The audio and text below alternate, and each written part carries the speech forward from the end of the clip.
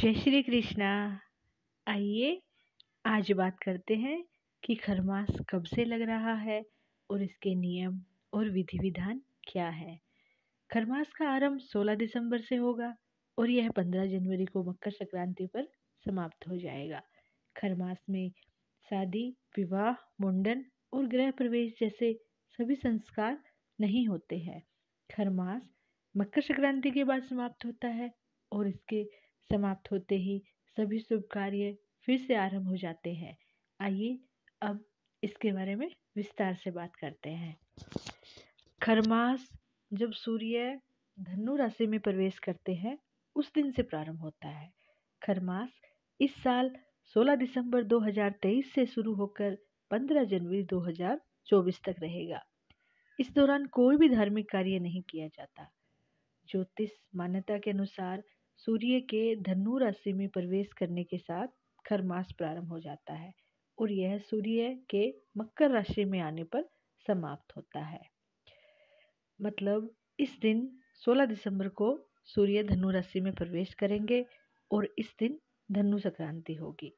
15 जनवरी को सूर्य मकर राशि में प्रवेश करेंगे और उसके बाद मकर संक्रांति होगी और खरमास समाप्त हो जाएगा और सभी शुभ कार्य प्रारंभ हो जाएंगे। अब जानते हैं कि मांगलिक कार्य खरमास में क्यों नहीं किए जाते। सूर्य जब गुरु की राशि धनु और मीन में प्रवेश करते हैं तो वह अपने गुरु की सेवा में लग जाते हैं और उनका प्रभाव कम हो जाता है। यही वजह है कि इस वक्त कोई भी शुभ कार्य नहीं होता। यह भी माना जाता है कि खरमास के दौरान गुरु का बल भी कमजोर हो जाता है और शुभ कार्य के वक्त सूर्य और गुरु दोनों का ही शुभ स्थिति में होना जरूरी है। इस वजह से खरमास में कोई भी शुभ कार्य नहीं किया जाता। अब जानते हैं कि खरमास में क्या क्या नहीं करना चाहिए। खरमास के दौरान विवाह, सगाई, शादी से जुड़ा कोई भी कार्य करना मना होता है। कहा जाता है कि खरमास में शादी और सगाई करने वाले दंपतियों को अनेक समस्याओं का सामना करना पड़ता है। खरमास में नए घर में प्रवेश भी नहीं करना चाहिए। इससे घर में रहने वाले लोगों का जीवन तनाव में कटता है। खरमास में किसी भी नए व्यापार को प्रारंभ नहीं करना चाहिए। इससे हमें आगे रास्ते में बाधाएं आती है। खरमास में मुंडन, जनेऊ जैसे कोई भी संस्कार करने अच्छे नहीं माने जाते हैं। खरमास में व्यक्ति को ध्यान लगाकर भगवान की पूजा पाठ करनी चाहिए। अब जानते हैं कि खरमास में क्या करना सही रहता है। खरमास में रोजाना सुबह उठकर सूर्य की पूजा करनी चाहिए। सूर्य भगवान को अर्घ देना चाहिए।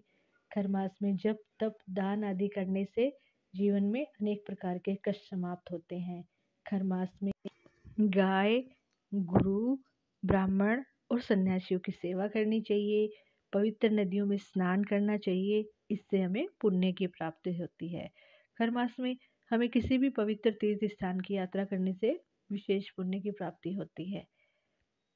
अब हमें खरमास में किसी भी शुभ कार्य को नहीं करना है, ये ध्यान रखना है।